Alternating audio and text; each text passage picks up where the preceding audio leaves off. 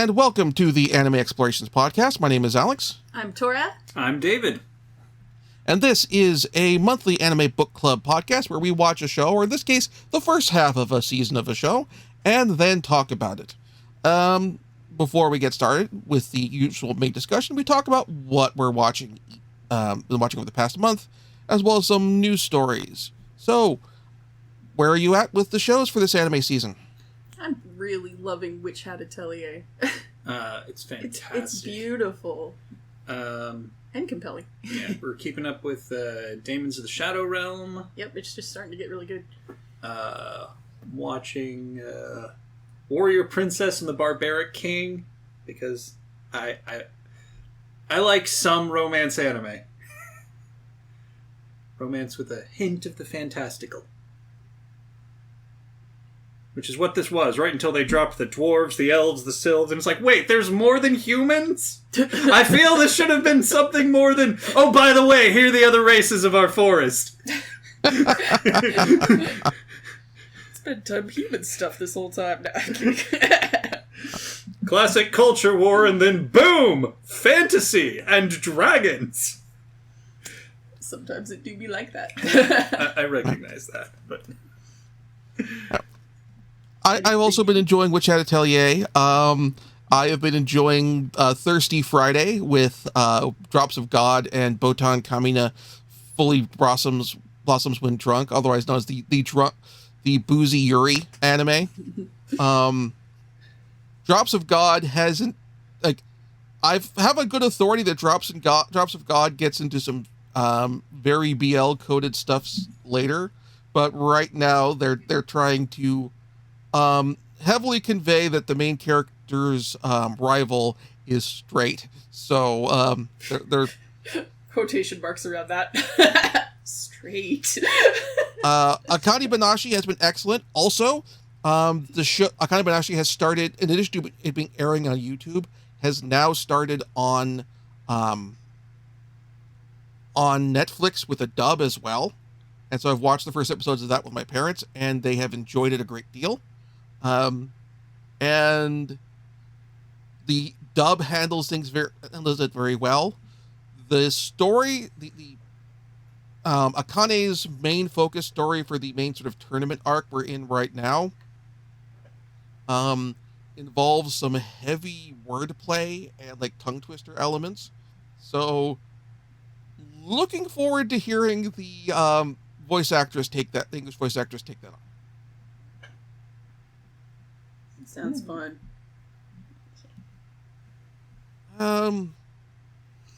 That's the big stuff on the anime side of things. In terms of what I'm watching, news stories. Last time we talked about the anime awards and our picks. This month, the awards are out. And we have our results.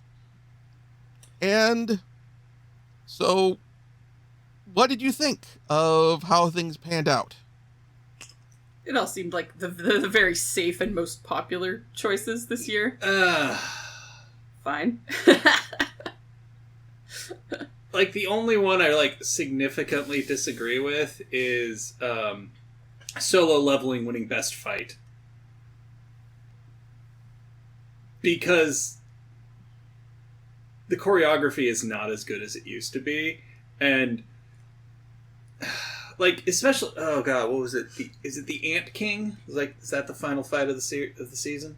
Yeah, the Ant guy. The one that was just, ooh, look at these lines follow each other around. Ooh, look how fast they're going. I'm like, yeah, but that's not actually showing me anything. I understand that this is what the other people, the other S-level adventurers are seeing, and it's so amazing, but from a fight choreography standpoint, it's kind of bad. I'm trying to find the best fight category on here. We had best animation, which was Solo Leveling, but yeah. Either way, I do think that Solo Leveling, I'm glad that Solo Leveling didn't run away with it like it did for season 1.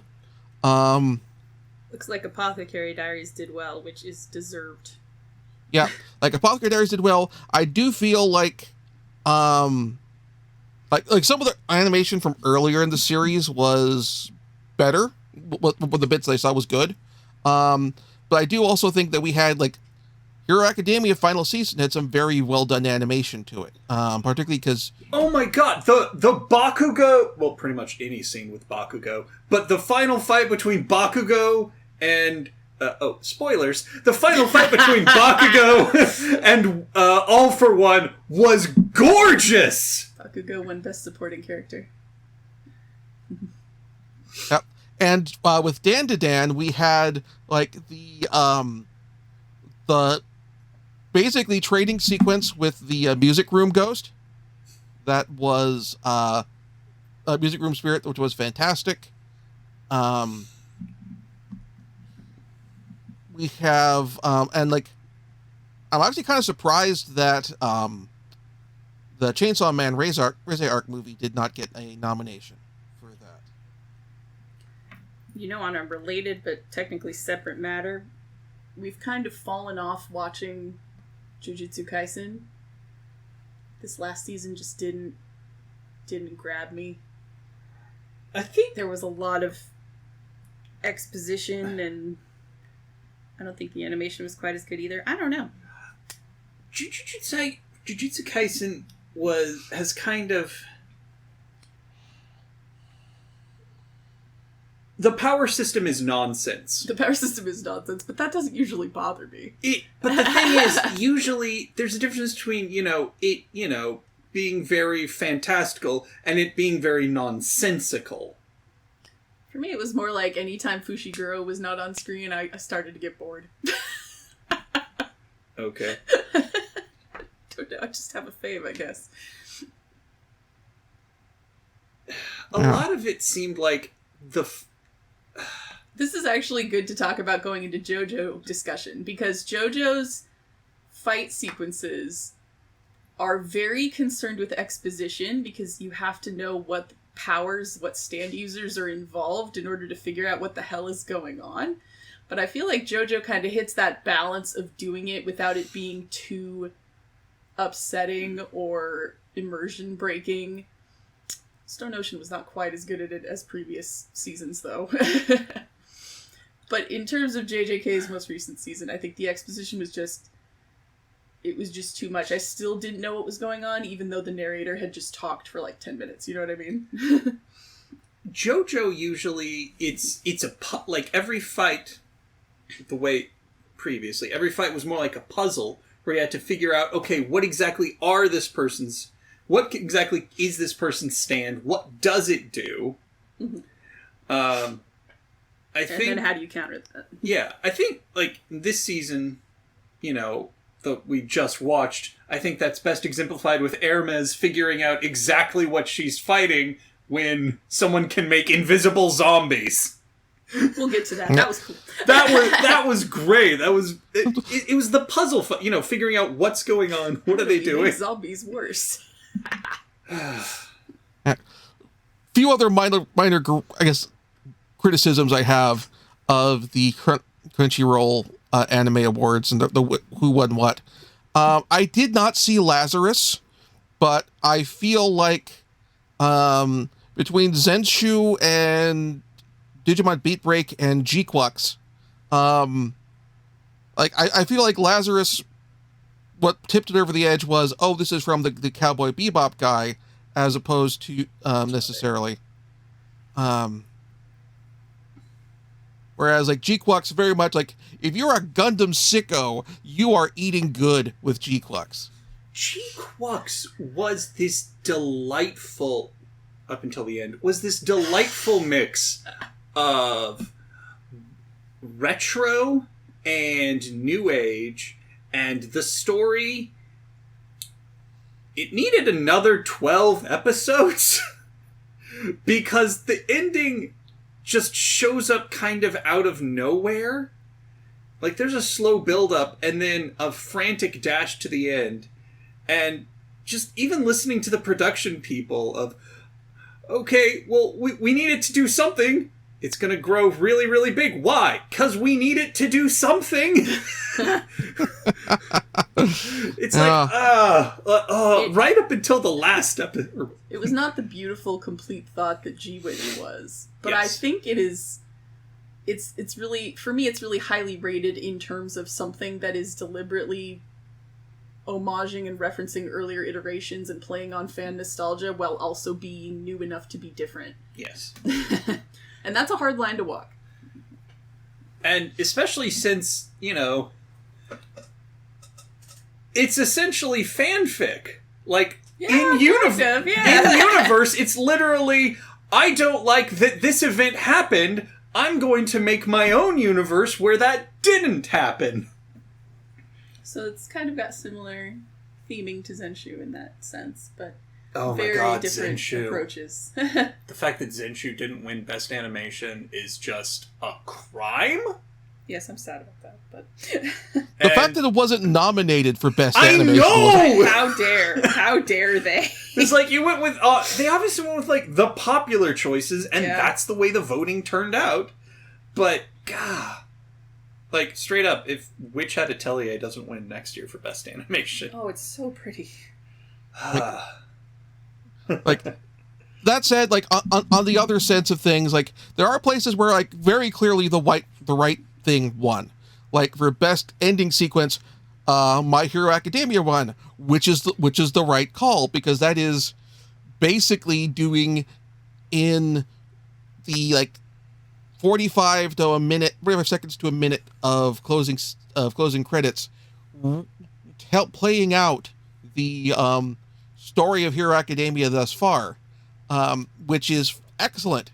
And I watched the epilogue bonus episode just the other day, and what makes that work really well is that sticks with that theme of then, like, dropping partway into that and, like, telling up to the finale, like up to the last episode of the show, because the epilogue episode is in that time skip, after that time skip where everyone's back together and is an adult and that sort of thing, and like that worked great.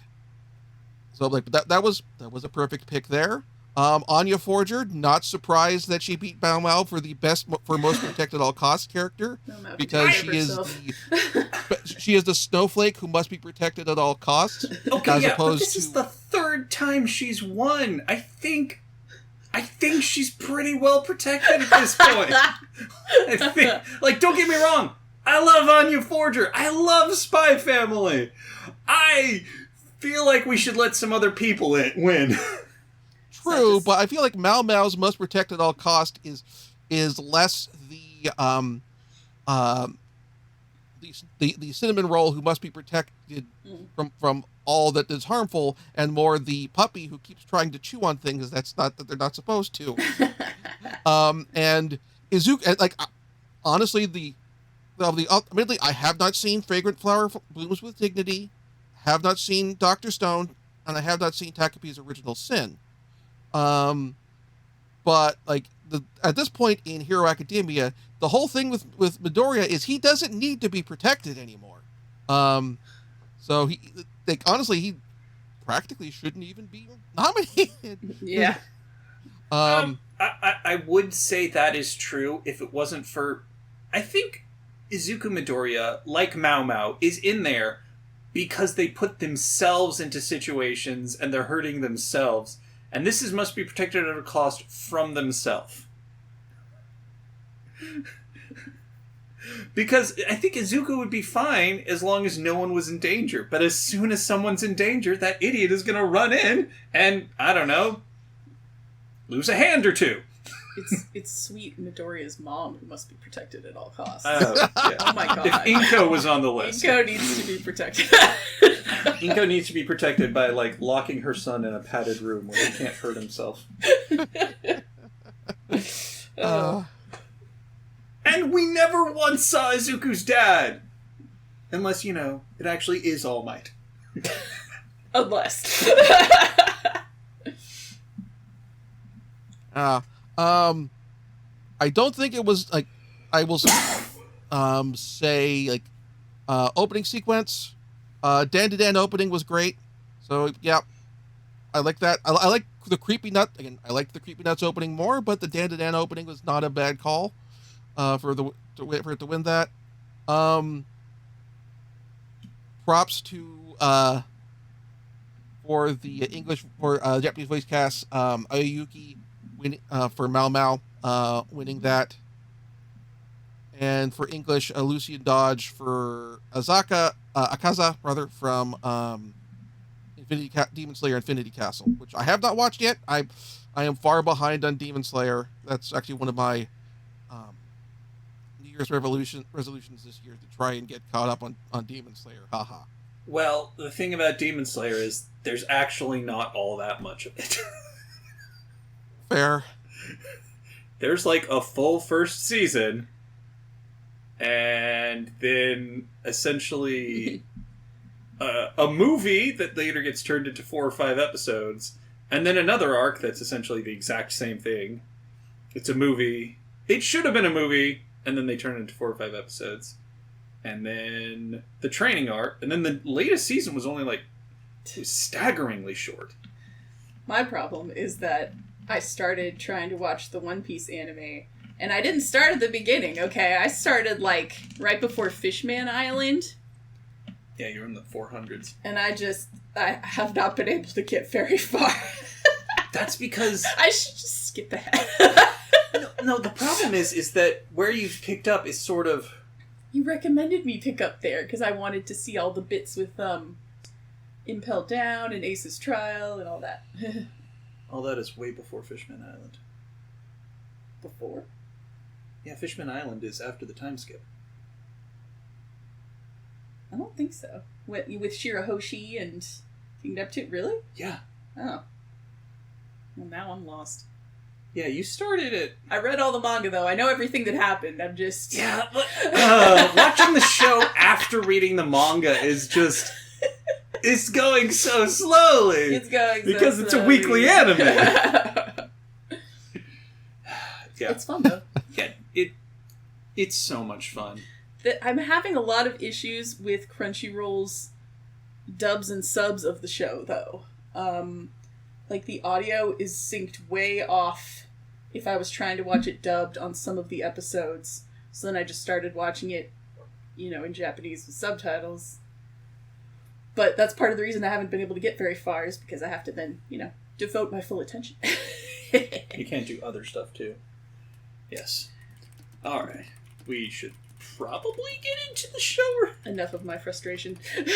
Yeah. Let's get into the actual show. Speaking of catching up with long anime, so we start off with we did the first 19 episodes, the front half of JoJo's Bizarre Adventure: Stone Ocean.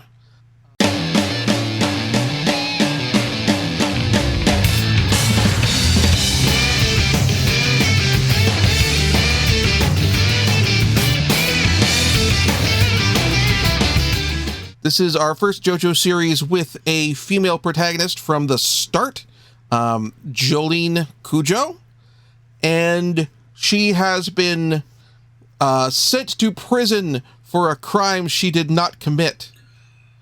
Of course. Oh my god, like, the setup for this season is so dumb.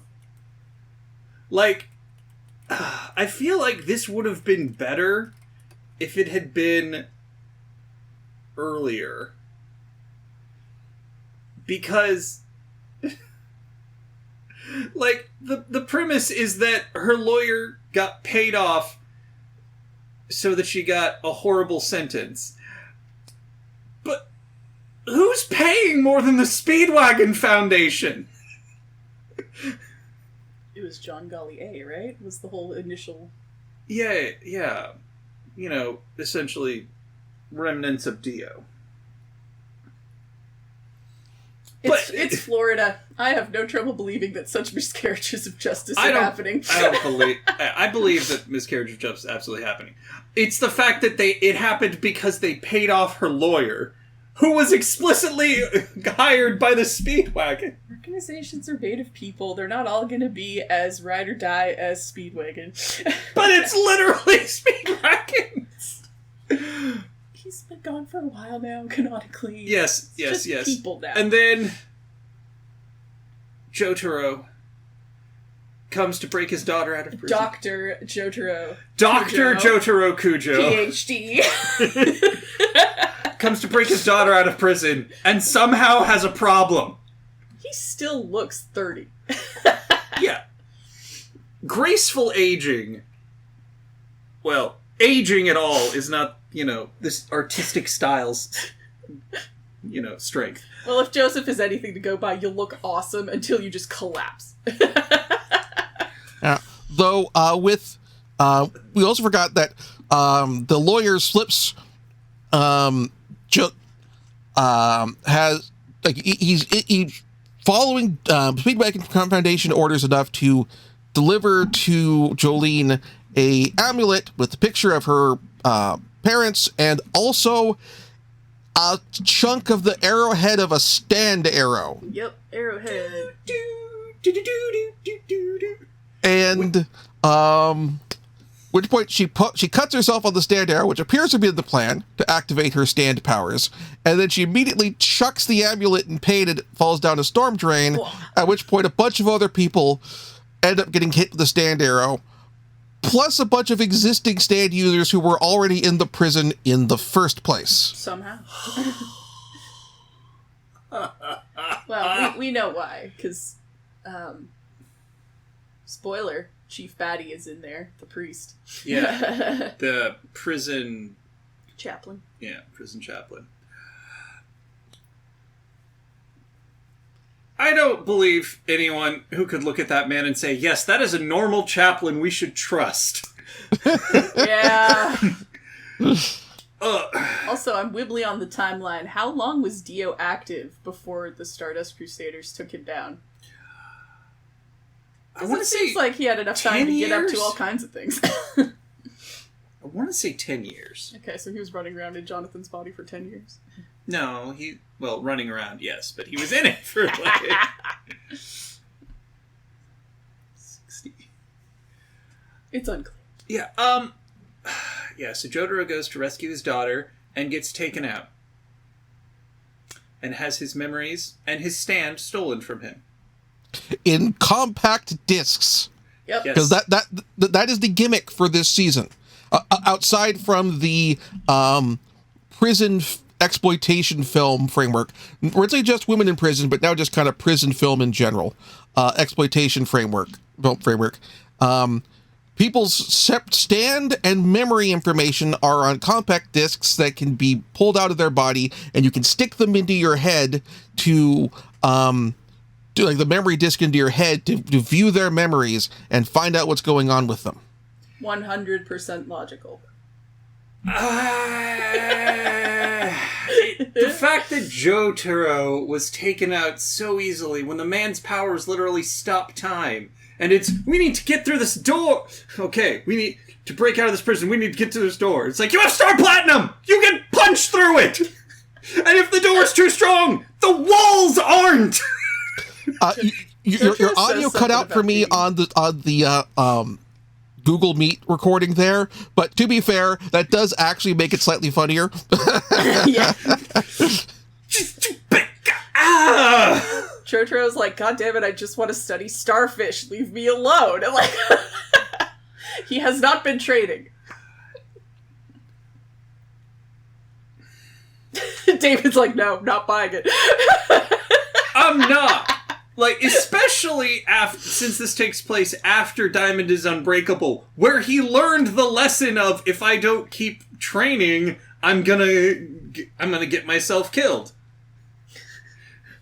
But I just want to study marine invertebrates. Yeah, imagine how much easier that would be if you actually mastered your ability to stop time! Imagine the observations and the sketches you could make! Oh my... Like, it's not just the stopping time, and he got shot. That doesn't make sense. Yeah. It's his stand is super strong! And staggeringly fast. I understand it had to happen for the story to occur, but... This is the problem with creating such a powerful character. And I think it's probably a big reason why we move on to an alternate universe following this arc. It doesn't make any sense. Yeah, because slight spoiler, for those who haven't watched the promotional materials for Steel Ball Run, but part of the reason we are wrapping up our series of Summers of JoJo with part 6 is not just because we're almost caught up with the series, it's also because this timeline functionally ends here. And so with that in mind, and so this is honestly a good, this Stone Ocean is a good stopping place for Summer of JoJo. And you could definitely see here why Araki felt okay, I'm going to have the end of this is going to have to lead to either a reset or just be starting over in a brand new universe for whatever I do next, because the escalation has gone up so much. I honestly, to a certain degree, I think part of the issue here, I understand why you needed to have Jotaro here, because Jotaro is Jolene's dad, and having him not show up would reflect badly on him, particularly in the context of his reactions to Grandpa Joseph's sleeping around in Diamond Isn't Breakable. So I get that, but putting Jotaro in here as opposed to what we did with part 5, where we had supporting characters from other arcs show up, and Jotaro was on the phone for part of that story arc, but we didn't actually put Jotaro in there because he'd overcomplicate things through his presence. He'd solve the problem too easily. Jolene does imply that Jotaro was a bad dad through absence. And it's kind of implied that it's because he was trying to keep her and her mom safe and keep them out of the world of stand users and crazy crap. And then as soon as she gets in trouble, he sends the stand arrow piece. It's well, that failed. Right, yeah. But her personality, she seems like kind of a spitfire anyway, yeah, she doesn't take well to being protected. Let's talk a bit also about Jolene's stand, Stone Free, and also the process of her getting it, because this is definitely the arc where it wasn't more than any other JoJo arc so far. This is the arc where I'm I don't want to stand. The process of discovering you have a stand and the experience of it awakening and it's seeing its abilities is just so very body horror and unpleasant. There's a lot of body horror this time. There is, but if we examine that a stand traditionally is a representation of someone's inner self, this is a place full of criminals. But how does that square with Jolene's, she literally unravels herself and then puts herself back together. So it's kind of... Because that's literally what she's feeling. That's kind of what happened, yeah. So that was that one kind is of an just obvious... so on the nose. Then there's ones that don't make any sense. Hermes's stickers. Kiss. Yeah. Yeah, those are a little... confusing in how they work. I stick something onto you, it makes a copy of it, and then if you peel off the sticker, it snaps back into place doing damage.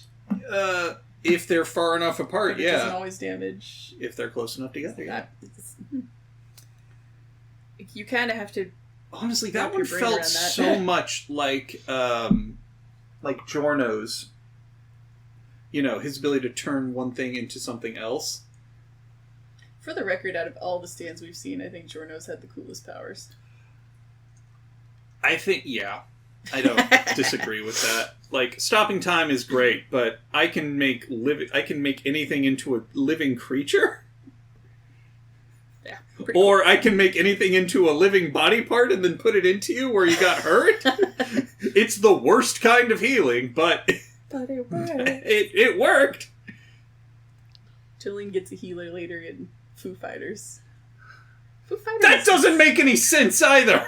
Yeah, Foo Fighters is a really interesting character, but not in like I want to know more about them kind of way. More like what is going on there kind of like. I think she's more interesting in what was the author on when she was created. Foo Fighters is what is she called? Plankton, essentially. Yeah, a sentient plankton colony.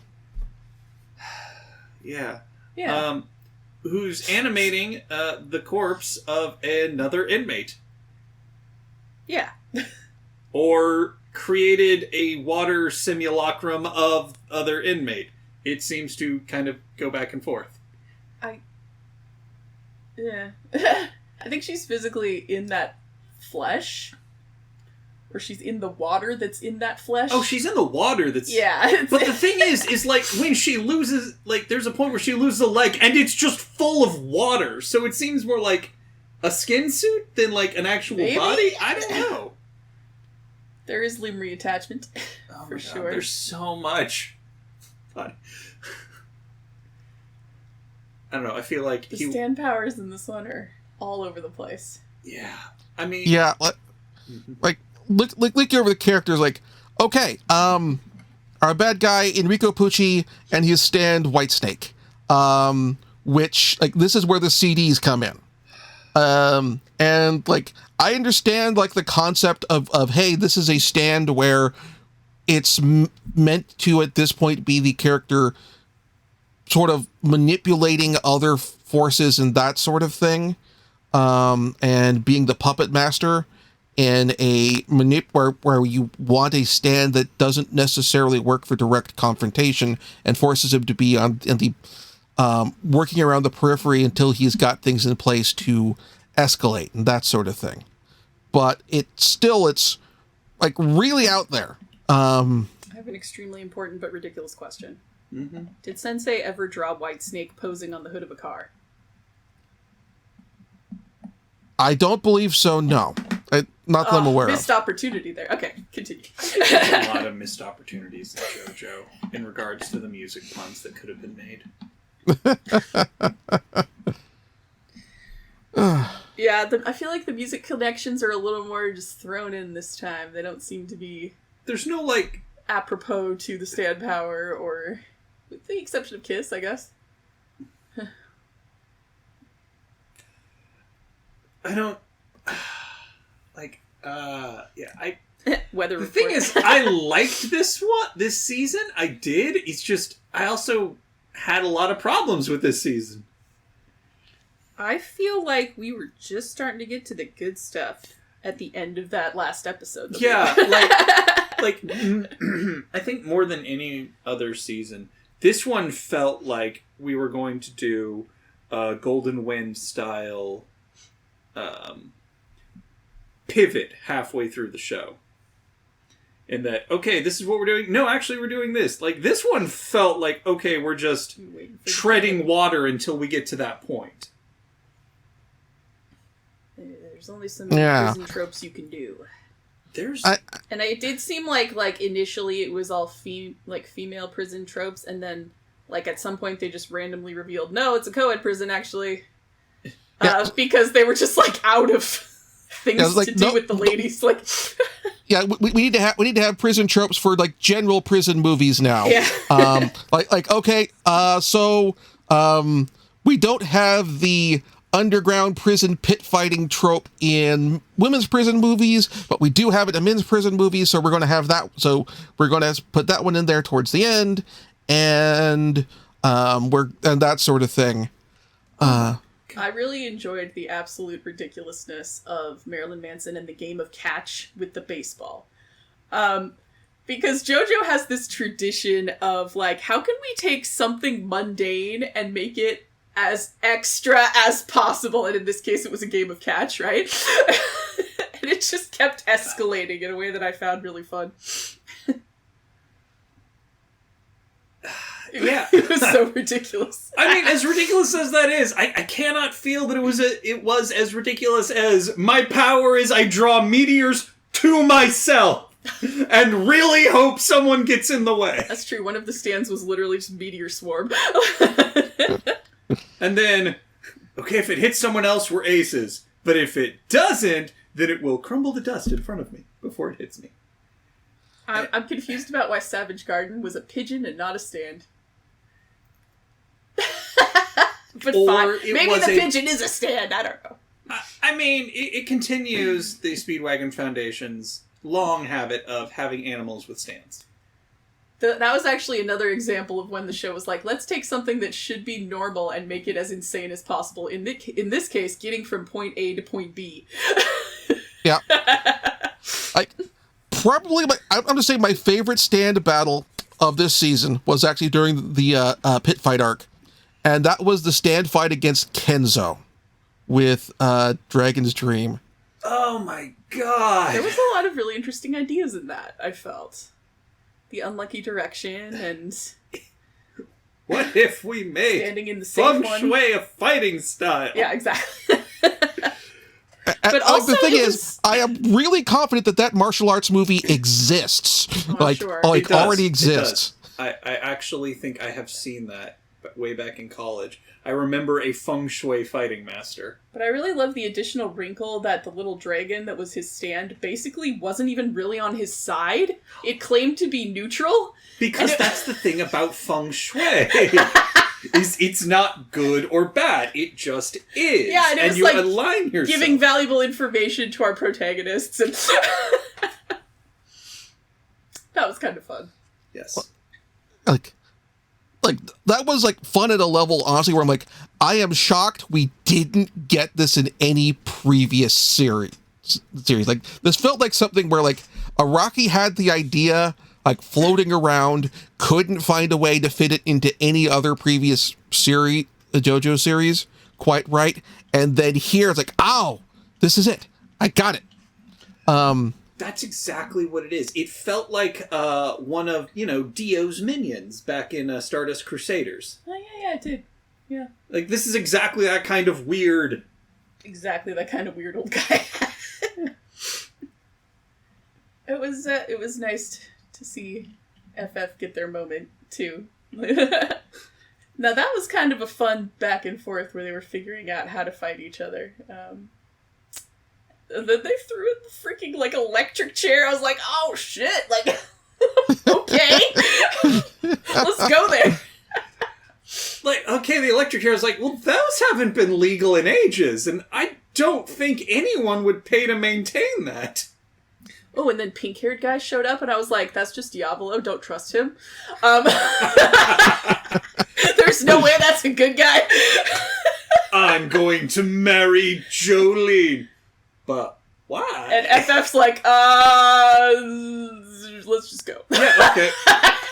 Guess that means he's going to want to protect Jolene. And then he gives them no backup whatsoever. He's like, FF said they wanted to do it on their own. And that's it? Like, No. I was like, no, it was FF told me to protect you, not help them. It's like, okay, Diavolo, whatever. God. Also, honestly, his cost, like of all the costumes that characters are wearing that you wouldn't get away with, that they wouldn't let you wear in a prison, his is the most extra. Oh, yeah. Well, the thing is, I absolutely agree. But also, was he in the prison? Because he seemed to just sort of be hanging out with hanging out in Ghost Emporio's Boy. secret room. Yeah. We don't know. I don't know. Yeah. But yeah, like his outfit, like I'm looking at this on the TV Tropes character page. We have a nice, good picture, clear picture of him. His outfit is thigh-high boots, a kind of skirt thing that's open in the front, that's brown. You see his ass in a couple frames. crotchless. I guess fishnet chaps. I guess would be the only way that would. It would have to be fishnet chaps because of the way they're cut. He's working it. I don't know. Yeah, But he's obviously not a good guy. and then the fishnet mesh shirt with a foot motif. Footprints With on a it. footprint motif. I could have sworn when we saw him for the first time, I was like, okay, that stand is clearly going to be boots are made for walking. Because that guy literally has footsteps on his body. But no. Gonna walk. No. No, it's Diver Down. We're going for the Van Halen reference here. I recognize, but Yeah. It was pretty wild. But yeah, I feel like we left off at the worst possible point. Now they have a green alien plant baby. I want to know where this is going. Like, is it actually Dio? If so, does that mean it's actually Jonathan? Because it was his body that bone came from. Oh my god, yeah, we just kept looking at each other and giggling for the last few episodes because... Bone! I need to get Dio's bone! Everyone wants Dio's bone, damn it. That short prisoner's got Dio's bone! It's all about the bone! But is it his bone or is it Jonathan's bone? Well, unless it's from his skull, it's Jonathan's. Like, audio cut out for a bit there, but again, like for just in case I end up using the backup recording, We're like the reaction of you two just going bone. That is correct. Like Andre Bronner from Brooklyn Nine-Nine. Bone? Brower. Sorry. But yeah, so that was a very fun that was definitely a fun place to for this last arc of the series and where we end up wrapping up. Jojo activated his psychic connection to Jolene by carving her own name into her arm. That was weird. No. He carved his name into his arm. It just infected her somehow. That was odd. A nebulous connection. I really hope they didn't have that sort of my wounds appear on you connection before, because she was alive for Diamond and is Unbreakable when he fought the rat and parts of him were melting.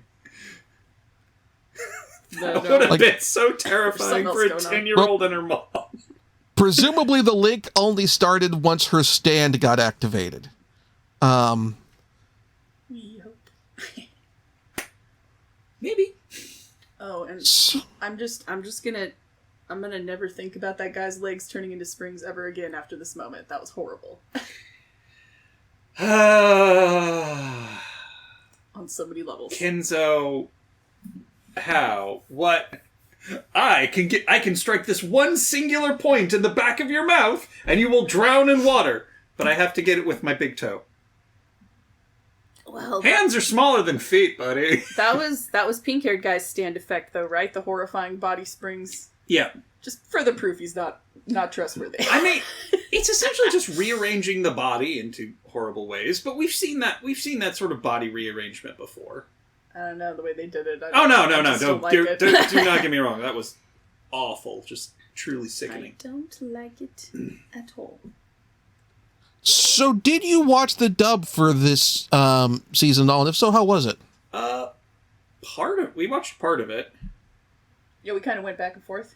Yeah. But, it was fine. It was fine. Obviously, they can't use the real band names, so they have to use something close. And Hail Snake. It's always ridiculous. Yeah. Diver Drive? Yeah, Diver Drive. Yeah. Diver Down. Instead of kiss, it was what? Smack? Yeah, it was smack. Instead of kiss. And I'm like, my power is smack. And I'm like, you use the power of smack in prison, eh? I forgot. What was FF? Because they just called it was her just FF. FF instead of Foo Fighters. They just didn't say Foo Fighters. Yeah, they just said FF. I think they've gotten better at getting it closer. Do they say FF in the Japanese, or do they say FU FU? So I believe they do say F something like that because they do just shorten it to FF anyway, because saying Foo Fighters all the time is a bit of a mouthful.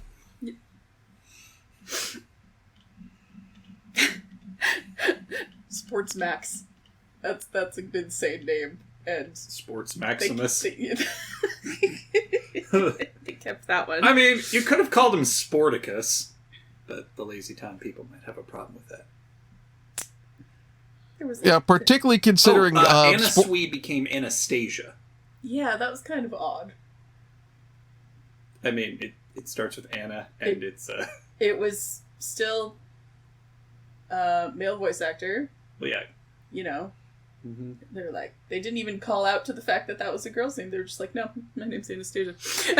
Well, Fine. So Anasui is his last name, because he's the combination of two different fashion. Like, so that's the other thing with the naming quirks here is we have a combination of stands based on music generally, and character names generally based on Fashion designers. Fashion designers.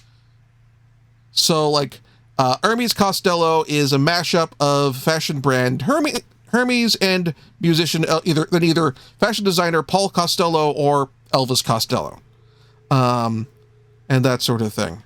So like this is definitely also at the point where like I feel like Araki has gotten fashion designers have got have noticed Jojo and have been reaching out. There's been collabs at this point, right?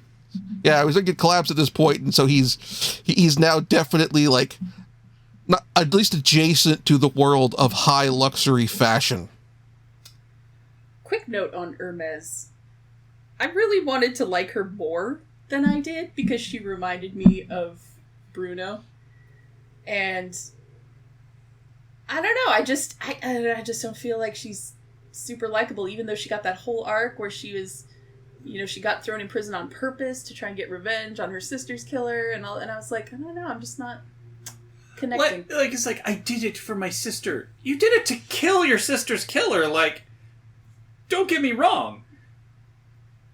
There's so many, like, that is a classic movie trope. No Bucciarati, but it's not generally depicted as a heroic move. I didn't need her to be a heroic character, but... God, what was that?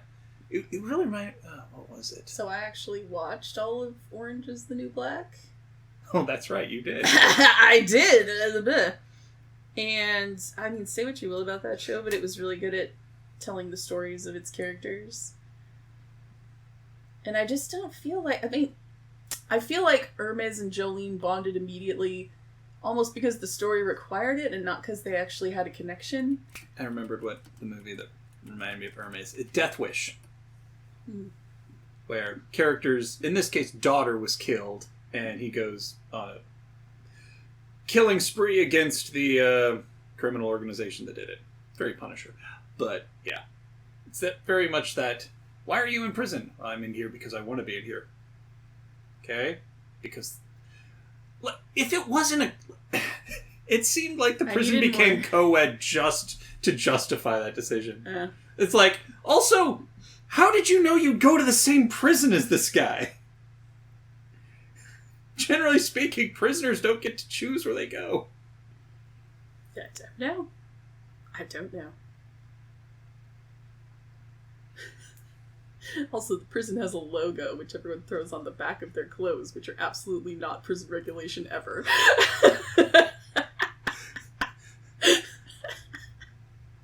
And that kind of cracks me up, because it's just this obvious, insane, typical JoJo designed outfit, but then it's got the prison's logo on the back.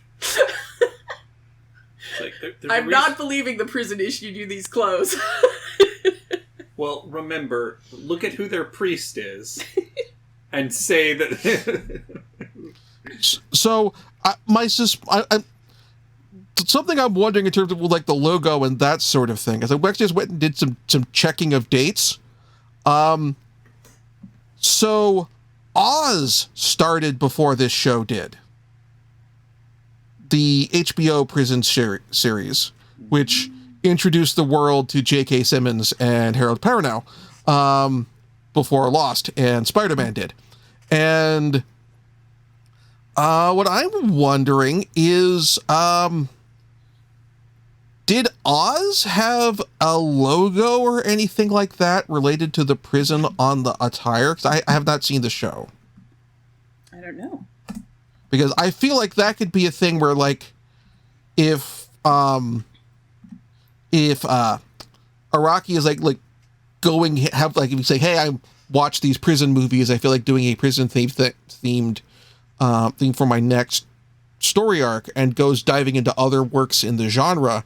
Like, at this point, Oz was the big long-running prison show at this time, because we don't have Prison Break, we don't have Orange is the New Black. Those aren't going to show up for years in the future.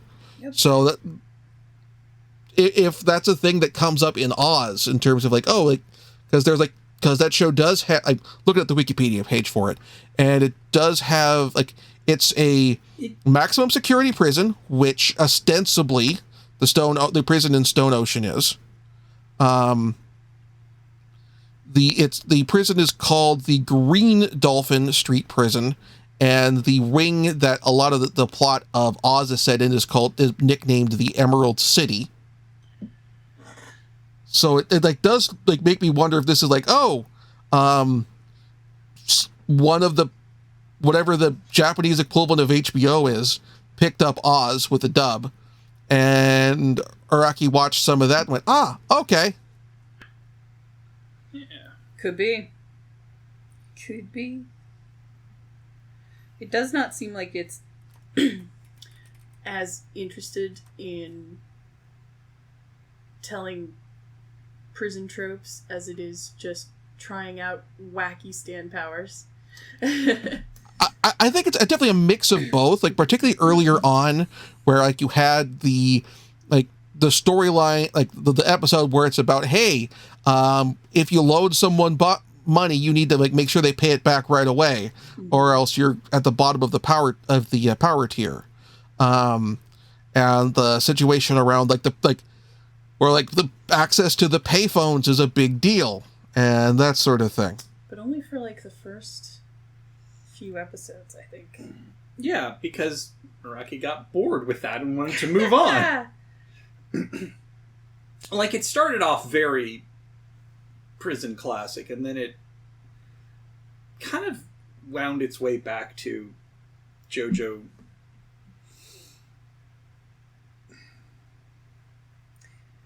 I'm not sure where anything to do with the baseball jersey wearing kid is going. That seemed like it got like set up to be important and then kind of dropped. I'm sure it's going to come in the back half of the show. I suspect he will become incredibly important once we get to the probable storyline shift. Yeah. Although whether or not he can leave the prison is a good question. Yeah. Or, is he going to be, in fact, Big Bag's kid? Another son of Dio? Well, I meant Puccio in this case. But actually, no, there's more sons of Dio.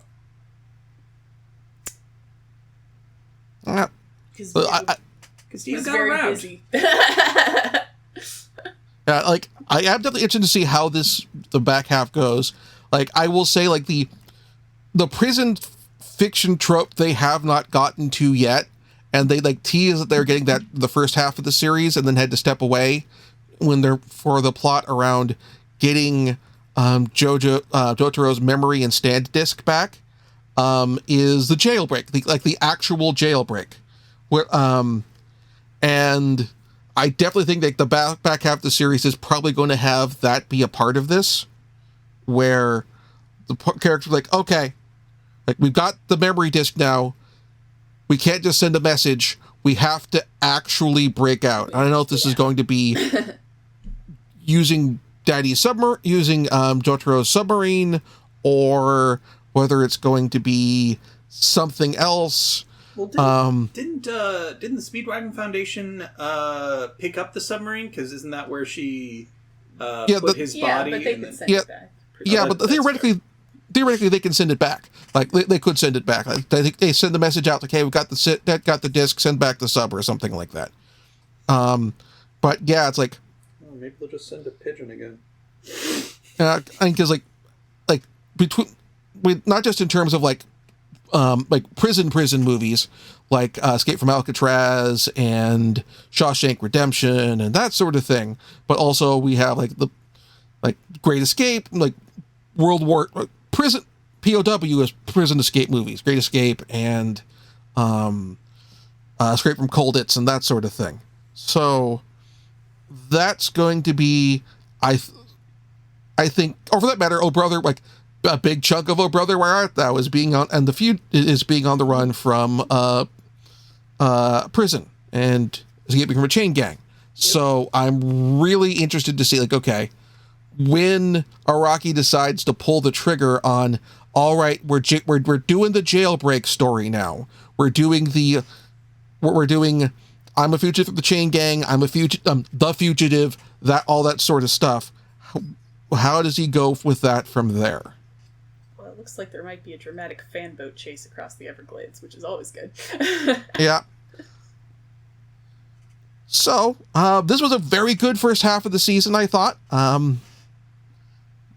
Definitely enjoyed it, all I watched of it, and looking forward to going through the back half of the season. Yeah. I need to know what happens now. But I don't have time to watch today. Alas! All right. Yeah. So next month, the second half of Stone Ocean, JoJo's Bizarre Adventure. The exciting conclusion of Stone Ocean and of the core timeline of JoJo, of the core timeline saga of the Joestar family. When I look back on my naive young self watching Battle Tendency for the first time and thinking, there's no way it can get crazier than this alien crap. Boy, was I wrong. You say that, I and knew then what I know now. It's like you say that, and Araki comes in and says, "Hold my beer," and then you ask two questions afterwards. The first being, "How'd you get in my house?" And then, "This isn't beer. This is absinthe." Sensei, should you be drinking this? I want to look at that dude's closet. Must be interesting. Yeah, I mean, it's probably absolutely amazing or staggeringly boring. Yeah, probably one or the other, right? There's no middle ground there. Or, it's like a lot of really normal, boring clothes. And then, like, one or two completely insane outfits. There are a lot of people who really enjoy fashion, but not on themselves. Look at most fashion designers. Well, fair.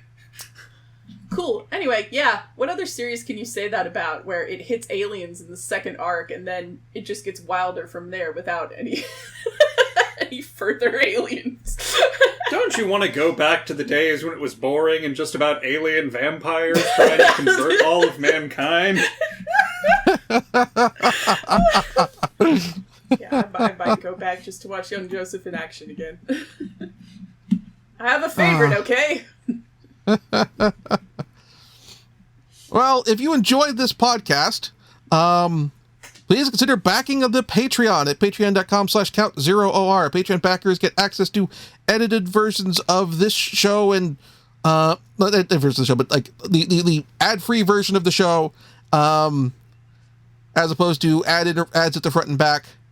In addition to my edited Let's Plays, video essays, blog posts, and all sorts of other wonderful stuff. Up to 1 week in advance. This one's going to be cutting it a little close, but you're still getting it ad-free if you're a Patreon backer. Additionally, we have, if doing the Patreon thing every month doesn't fit with your budget, and I understand, things are stupid expensive now. So budgets are tight, and I completely understand. I have the Ko-fi tip jar at ko.fi.com/count0, and anything you toss in the tip jar there that just helps pay for hosting costs and all that such stuff. And again, feel free to send feedback at animeexplorationspod, that's with 2 E's, at gmail.com. Or on the do a post in the comments on the YouTube channel if you want let me know if whatever you post in the comments, you want it to be read on air. That way, if you just want to say something nice and engaged, that's fine too. But like, if you want to be read on air, let me know so that we know. So you're okay with it being read publicly. All right. And until next month and the conclusion of Summer of JoJo, thank you all very much for listening, and we will be back Stay safe out next there. month. Yep. Bye.